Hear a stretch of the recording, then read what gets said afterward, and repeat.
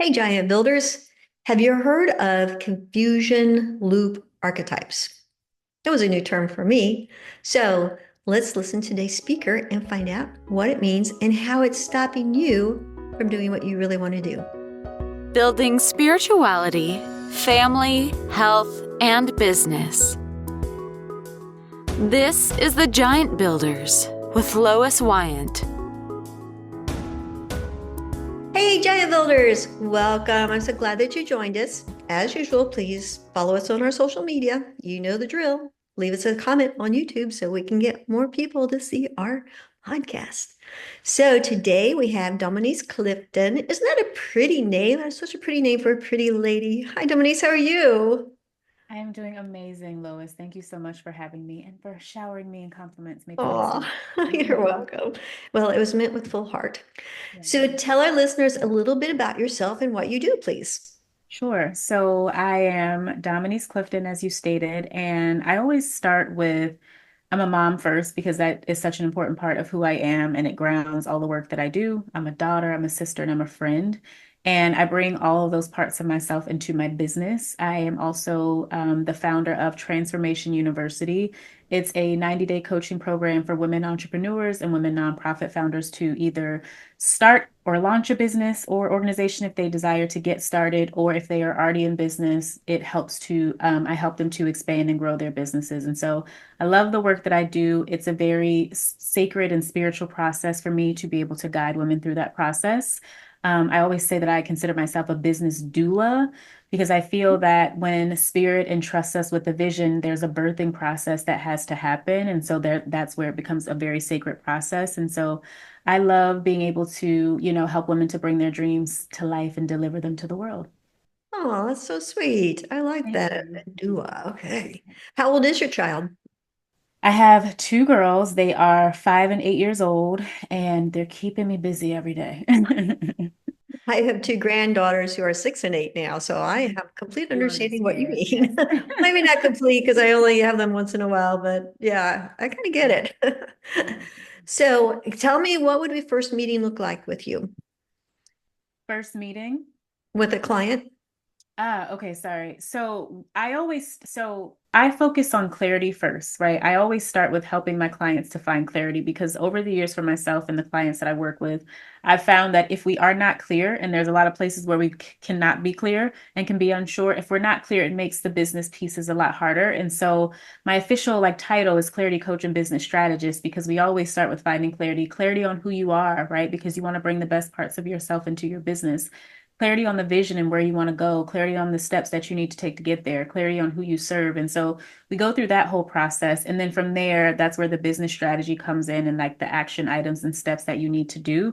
As far as the first interaction with clients goes, it starts with the conversation, just like this, right? I really try to get to know clients, potential clients, to understand, the why behind what they're doing, what's important for them. So we start with the conversation from there, and then we go through a personalized plan to help them with launching or growing their business.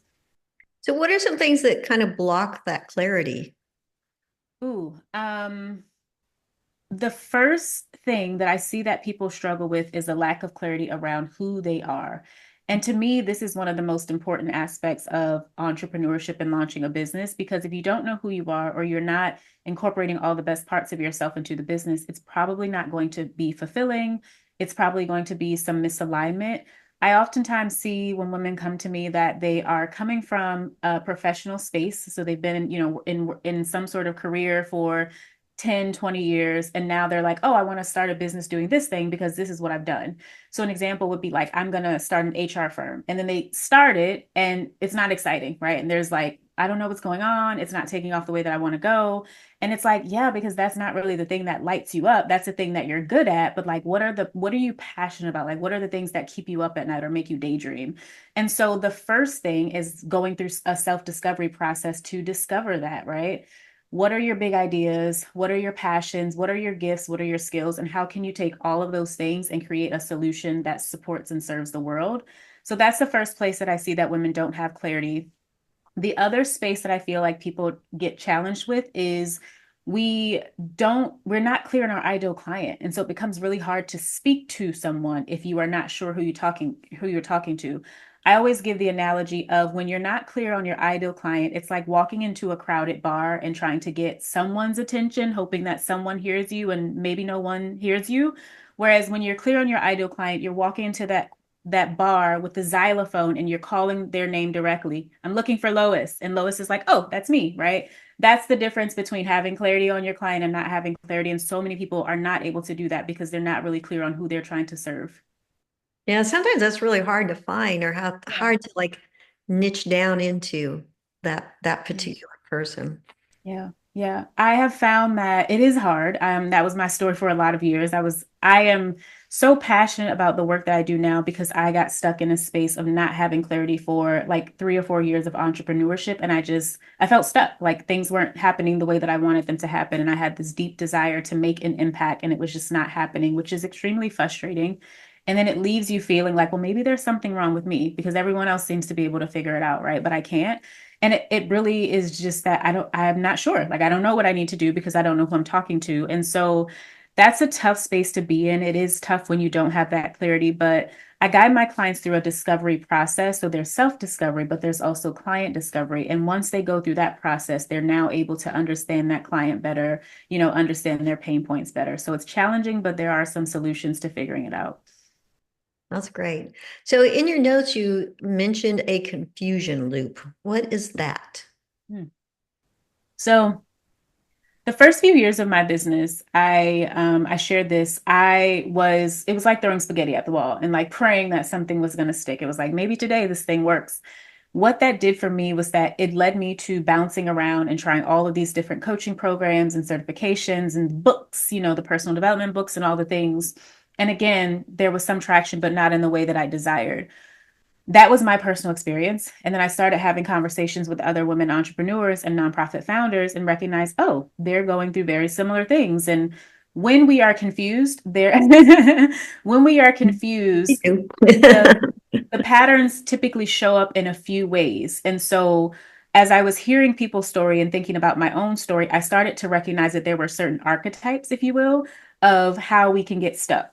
So some examples of the archetypes, I won't go through all of them, but there's the overconsumer. So that's the person that, again, just consumes information, is constantly stuck in a space of learning, but they're not really implementing because they're not necessarily sure what to do. They're searching for that coach or that person that's going to give them the answer to make everything fit.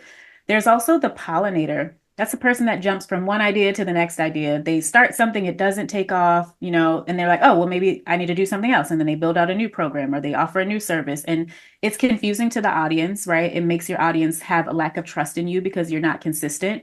And then the last one I'll say is the procrastinating perfectionist. And this is one that I see all the time in conversations. That's the person that gets stuck in the pretty social media feed, creating the carousels, the videos, making sure that the website looks amazing, but they're not really doing anything to generate revenue. They're just focusing on all the busy work because they want that part to be perfect. So they get stuck there. So there's 13 of those. I started to see, right, those different archetypes in the women that I was serving. And so the entrepreneurial confusion loop is basically a cycle that entrepreneurs find themselves in when they don't have a clear understanding about who they are, who they're serving, and what their clients need. You get stuck in a loop and you start doing these things over and over. Sometimes maybe you're just stuck in one loop. One of these archetypes is true for you, but many times I see women that are stuck in maybe 2 or 3 archetypes at once. So what does one do if they get stuck in a loop? How do they jump out of it? Yeah, so the first thing you have to do is identify where you are, right? You got to recognize where you are to understand how to get out of that space. So you identify and then you go through a process of understanding, right? The understanding is, okay, so now I know where I am. Now I need to understand how I get out of this. And then once you have the clarity about how to get out, it's now time to take action. So identify, understand, and act is really the process.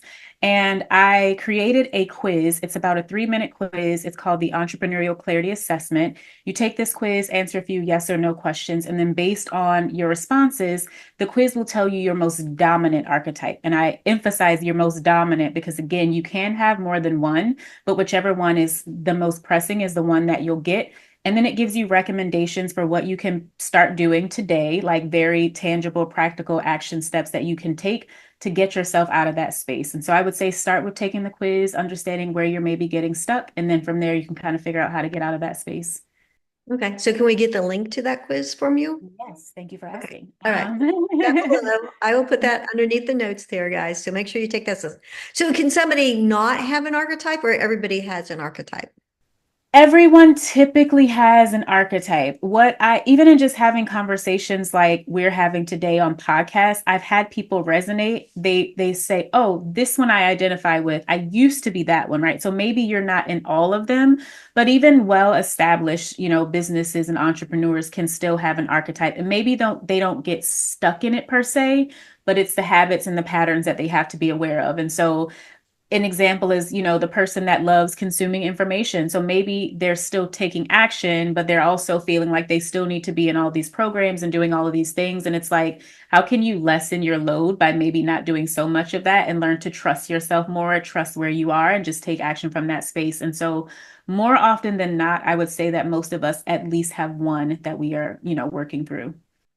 So in working through these archetypes, is it more of like creating new habits, or is it more like setting up a better mindset? How do we step away from, or at least lessen the control of them? I think it's a combination of both. And I think that that is such a great question. So I think it's looking at the habits of recognizing the habits. And, sometimes I'll say for myself for a long time, recognizing where I would self sabotage. But also mindset shifts are part of that process. And so with the example that I gave of the overconsumer, that's the person that's looking for the magic pill that's going to like unlock their success. So they're looking from person to person for the answer. And really, their problem is that they don't have confidence about their knowledge. They don't trust themselves, or there's a fear of taking action. So they constantly tell themselves, well, I'm not ready. I need to learn more, right? And that was me for a long time. I would just learn, learn, learn, learn, learn. And the problem with that is that when we're in that cycle, we feel like we're doing things because I'm in these programs and I'm doing all of this busy work, but I'm not really moving the needle in the way that I desire. And so, some examples of recommendations for this overconsumer is first, you have to commit to implementing what you've already learned. So, like taking a step back and being like, what has this program taught me? This book taught me? And how can I implement that?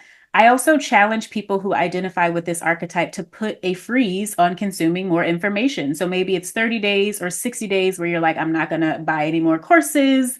I'm not going to get sucked into buy any more books. Like really put a freeze on the learning process just so you can kind of shake through what you already have and sort through. And then from there, you have to develop an action plan. What are the steps that I can begin taking today with the knowledge that I have to move my business forward? And the last piece of that is like the mindset piece, the self validation, the affirmation, the learning to trust yourself. That is a part of the process as well. And that comes from just doing mindset work. Okay. Yeah, so I am a recovering consumer. Mm-hmm. Feel like I'm in what do they call those? Alcoholic Anonymous program. Hi, my name is Lois. I am a recovering consumer. I found that the two things that have really benefited me is that, well, number one is I read the book, The One Thing. That Mm-hmm. was so good Mm-hmm. for me. And I Mm-hmm. did a little review on that. And that was just like completely opened my mind to whole new Mm-hmm. habits, whole new time blocking, whole new everything, really. I mean, we're ending up the first quarter here. And usually by the time I get the first quarter, I'm like, oh, where did this time go? And like, feeling like I'm not accomplishing anything, I'm not getting anything done. And with this one thing mentality, I feel like, man, I'm getting so much done. My days are longer. This is so great. And and I'm working, my whole focus is to work consistently for 4 hours on Mm-hmm. what is making me money in my business. And Yeah. that just made a whole big change for me. I love that you shared that because that is one of the main things I see people struggle with is doing too many things at one time and being scattered because it's like, I'm doing this, I don't know where to focus here. And then I'm doing this and I don't know where to focus there. We have multiple businesses that we're trying to manage at once. I literally, before this call today, was having a conversation with the woman and she had like three different like ideas going on. There was like the business, there was like I guess like the personal brand blog that she, wanted to have like this influencer side of her. And it was just like, you have to narrow down what you are doing. And I compare it to like, if you think about us as energetic beings, we have let's just say, Lois, you have 100% is your energy, right? if you are, a lot of people are working full time as they're building businesses. So that takes away half. And then maybe you have a family. So that takes away 20%. And then now you have three businesses. And so you're like pinching, right, energy in all these different places, as opposed to, I'm just going to focus on getting this one thing going. And then once that's going, once that's successful, I can launch something else. I think the problem is that oftentimes we have the big picture vision. So maybe the 5 or 10 year vision, and it's large, and we feel like we have to do everything at one time. And it's like, that's not really the way that spirit, gave us that. It wasn't necessarily intended to be all at once. And so I'll say this and I'll pause. There's something called the rule of one, which reminded me of what you said about the one thing. And it says you identify one solution that you're going to offer. You offer one lead magnet or one way to bring people into you. You pick one platform, right? Maybe it's podcasting, maybe it's social media, but just one, not all of them. Maybe it's Instagram, maybe it's TikTok. You pick one. You identify one target market, right? You can't speak to everyone. You focus on the one person or type of person that you want to serve. And then the last piece is do that for 1 year, right? You focus on just that one thing for a year. And I've heard from so many people, I've seen it for myself. When you do that, when you have that laser focus, your business begins to shift and take off, right? You're building consistency and you're showing up and doing this one thing. And so I think what you said is extremely important. Yeah, and I think the great thing about that too is like if you get that one thing down, then other doors might open Yeah. to either, go horizontal with that and grow more that way or even vertical. I think, yeah, I agree that focusing on one thing is really making a big difference. And I made so the just 1st of December, I made a video to myself celebrating how wonderful 2025 was. And so it's so cool and I listen to it in the morning, the afternoon, and the evening. So I listen to it 3 times a day. So I'm like feeding my brain, this is what 25 is going to be. And it's just really been awesome. Is like, as I'm listening to it now, I think in my back of my mind, oh, check that off. Oh, check that off. So it's been really cool to like create these new habits for myself. That's such a lovely idea to make a video or a voice recording of the things that you desire and then to begin to feed it to yourself consistently. Yeah, that's beautiful. Oh, great. Well, Giant Builders, if you like this information, check these videos up above here or in the notes. I'll put some links to those. One of them will be to my recording about the one thing, because I love that book. And so, well, any closing thoughts? I think what's coming up for me, right, it like jumped out, it jumped into my head was oftentimes we talked a lot about clarity and a lack of clarity today. Oftentimes when we don't have clarity, the thing doesn't go the way that we desire for it to go. And then we begin to think that there's something wrong with us. So that leads to us not feeling good, us feeling unworthy, us feeling, stuck in our limiting beliefs and stories, like all of those things that chips away at your self-esteem, right? Like that takes away from the belief that it's possible. And I just want to say for anyone that's listening who can resonate with not having clarity, or maybe you're in that space now, there's nothing wrong with you, right? It just requires you to get clear on who you're trying to serve. And I've seen it. It's like once you get clear, people take off like a rocket. I know what it feels like to be in that space of feeling like there's something wrong with you or you're inadequate, you're not good enough to do the thing. You are good enough to do the thing. If it's on your heart, that means that it's possible for you. You just have to work on finding clarity. Oh, that was so sweet. I love that. Thank you. Oh, Dominique, you have filled my soul. Thank you. Oh, well, thank you so much for your sharing your wisdom and just your insights. I really appreciate it. It was wonderful to talk to you. Lois, thank you so much for having me today. I enjoyed this conversation also. Oh, thank you. All right, Giant Builders, we'll see you next week. All right, how'd you feel about it? I love that. Thank you for listening. This has been The Giant Builders with Lois Wyant.